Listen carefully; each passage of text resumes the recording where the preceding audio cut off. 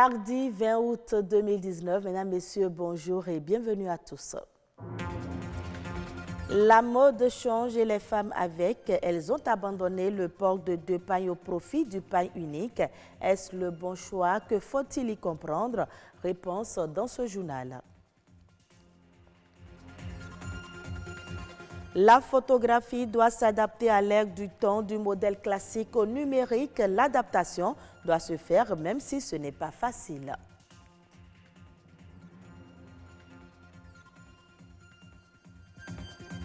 Et puis la légende se poursuit avec le trio Apouké, le groupe mythique qui a disparu de la scène musicale pendant plus d'une décennie, vient de sortir son nouvel album intitulé Case to Future.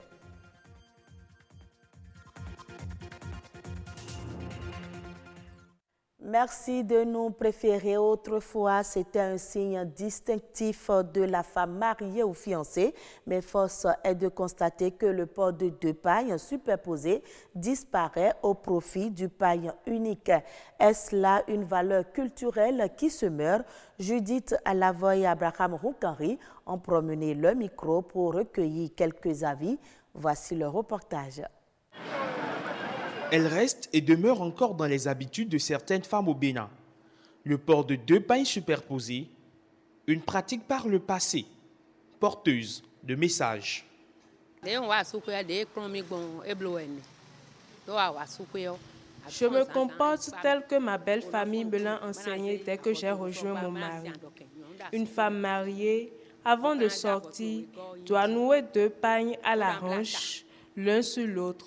Donc quand elle sort, cela permet déjà aux gens de savoir qu'elle est une femme mariée et elle ne sera plus dérangée.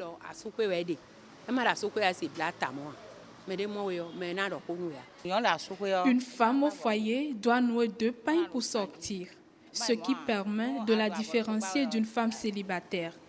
Quand elle se met en un seul paille dehors, les hommes vont toujours penser qu'elle est un cœur à prendre, ce qui n'est pas toujours bien. Ces sexagénaires ont pris le pli depuis leur jeune âge, mais aujourd'hui, ce style a déserté les habitudes avec la jeune génération, encline à une modernité galopante. Je m'étonne même du fait qu'aujourd'hui, les jeunes dames mariées viennent au marché pour acheter 3 mètres de tissu, alors qu'avant, nos parents prenaient la pièce. Là, la femme coud 6, le papa coud et le reste est donné aux enfants. C'est une identité culturelle qui est menacée, remarquent certaines personnes convaincues de l'opportunité du port de paille africain en double. Ils prônent d'ailleurs un retour aux sources. Les jeunes filles d'aujourd'hui sont en train de perdre les valeurs africaines. D'accord? Nous, en tant que nos mamans, quand on les voyait, en même temps, on sait que c'est des femmes au foyer, c'est des mamans. C'est-à-dire qu'elles mettent dans leur accoutrement déjà, elles donnent l'image de la femme africaine. Entre tradition et modernité, l'idéal est de trouver la panacée pour les alliés à travers la mode. C'est tout un patrimoine qui se vend et s'exporte. On ne va pas se fatiguer de sensibiliser, de toujours parler. Les mamans, les papas, c'est surtout à la maison qu'il faut enseigner les enfants, qu'il faut éduquer les enfants. Pas tout vient de la maison.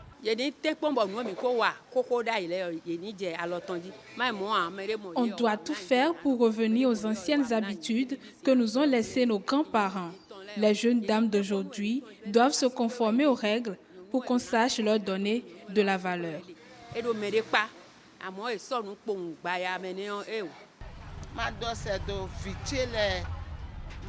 Je dirais à mes enfants, mes sœurs, mes mamans, que nous devions prendre soin de ce précieux cadeau que Dieu nous a donné.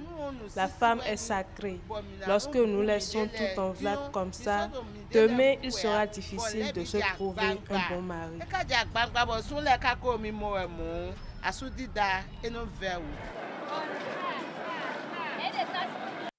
Je l'annonçais dans les titres, aujourd'hui, l'évolution du numérique met-il en danger le métier de la photographie? Difficile de le dire si tant est que le métier continue de nourrir son homme du modèle classique au numérique. La réadaptation n'est pas chose aisée pour le professionnel du métier. Qu'est-ce que la photographie et quelles sont les aptitudes requises pour s'aventurer dans le domaine? Réponse avec Dario Tossou. Il est photographe professionnel. Il est au micro de Lazare Mingan et Mathieu Sokenou. La photographie, à mon sens, comme j'ai l'habitude de le dire, c'est l'art d'écrire la poésie avec la lumière. Et je captive les âmes avec le style de photographie que je fais.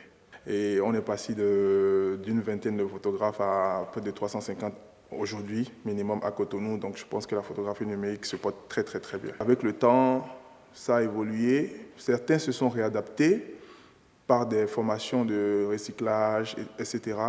Certains ont recruté des gens qui travaillent pour eux, pour pouvoir continuer à exercer leur métier. Et il y a certains qui n'ont pas du tout pu se réadapter. Si quelqu'un veut rentrer dans le métier, il doit savoir comment ça marche. Il faut être très professionnel. Déjà sur le plan technique, savoir comment le matériel qu'on a à sa disponibilité, comment ça marche, comment ça fonctionne. C'est la base. Donc si vous savez, si vous maîtrisez votre appareil, je pense que déjà rien ne pourra vous tromper parce que vous arrivez forcément à donner le meilleur des rendus possibles. Ça c'est un. De deux, rester professionnel oblige le photographe à avoir des contrats de travail. C'est-à-dire qu'il doit avoir un accord écrit entre le client et le photographe pour ne pas avoir des problèmes après. Vous vous entendez sur quelque chose et à la fin, le client dit non, je veux mieux, je veux autre chose, je veux plus de photos, je veux plus de temps, etc., etc. Donc il faut déjà prendre cette disposition-là, avoir des contrats écrits avec les clients. Au-delà de ça, il faut beaucoup d'humilité pour faire ce travail et vraiment beaucoup d'humilité.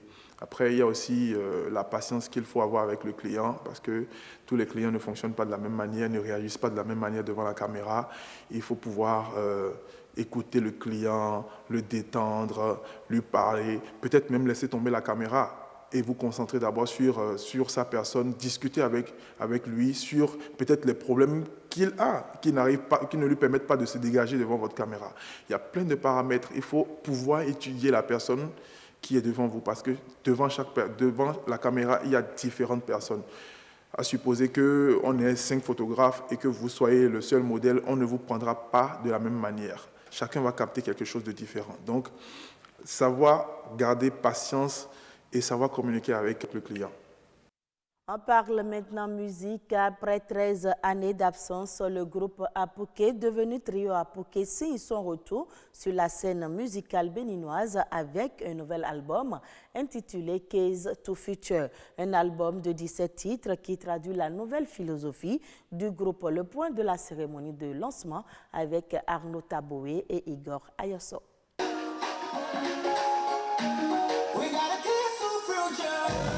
Keys to Future, c'est le nom de ce nouvel album qui marque le retour sur la scène musicale du trio Apouké.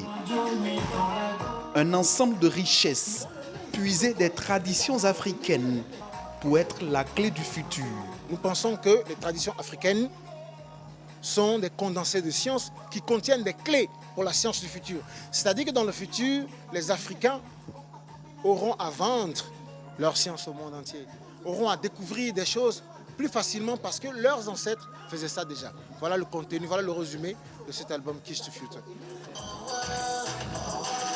17 titres déballés devant un public admirateur qui traduisent toute la philosophie du groupe. Une nouvelle façon de voir qui appelle à la prise de conscience et au retour aux valeurs ancestrales. Nous constatons que si la Chine a évolué aujourd'hui, c'est parce que la Chine est repartie derrière pour aller puiser dans ses traditions. Nous revenons avec ce message-là qu'il y a quelque chose dans les traditions de nos ancêtres. Si c'est là jusqu'aujourd'hui, c'est parce qu'il y a de la technologie, il y a du savoir. Parce qu'on constate que ce sont des faits et qui produisent des résultats. Immédiatement, on doit considérer que c'est de la science. Après 13 années de disette, cet album est une variété de thématiques et de rythmes, avec à la clé un nouveau concept, celui de l'espoir en toutes circonstances. Ceux qui croient qu'on est vieux, qu'on ne peut plus chanter, on leur répond non. Ceux qui sont en situation difficile, pour des raisons politiques, commerciales, économiques, je ne sais pas quoi, tout ce que vous voulez, professionnels, et qui sont, je vais dire, déchargés. Ils n'ont plus assez d'énergie pour avancer. On leur dit, nous pouvons faire face à la réalité, parce qu'il y a toujours une chance de bien faire.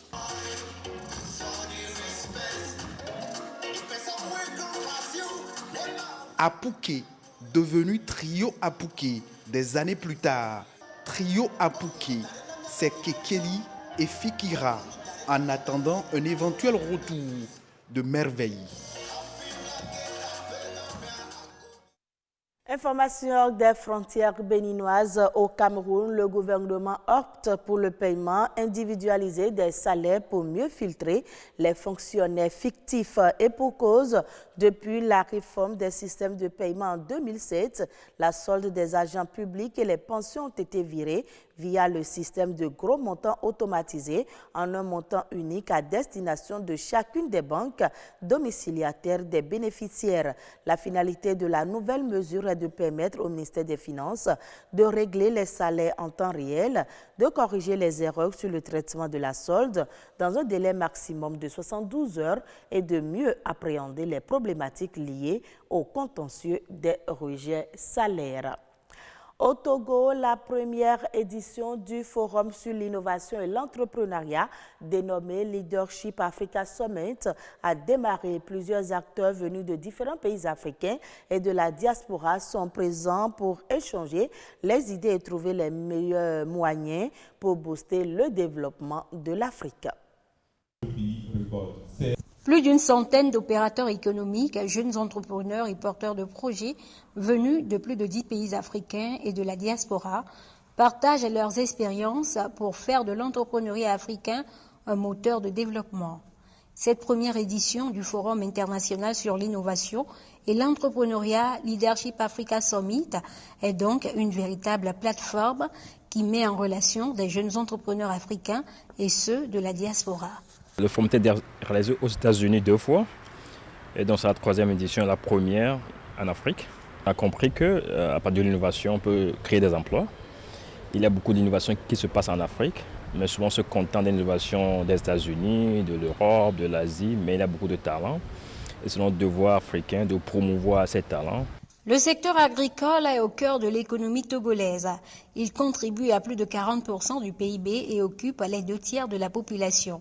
À ce forum sur l'innovation et le leadership, le ministre de l'Agriculture a présenté les stratégies mises en place par le gouvernement pour développer l'agrobusiness.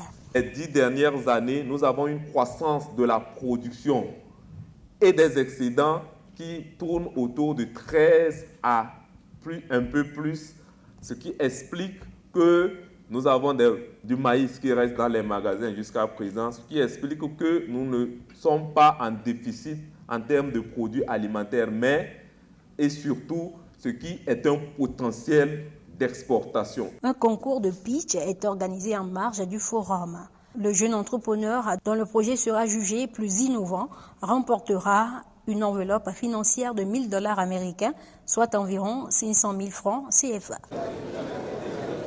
Fin de ce journal. Merci de l'avoir suivi.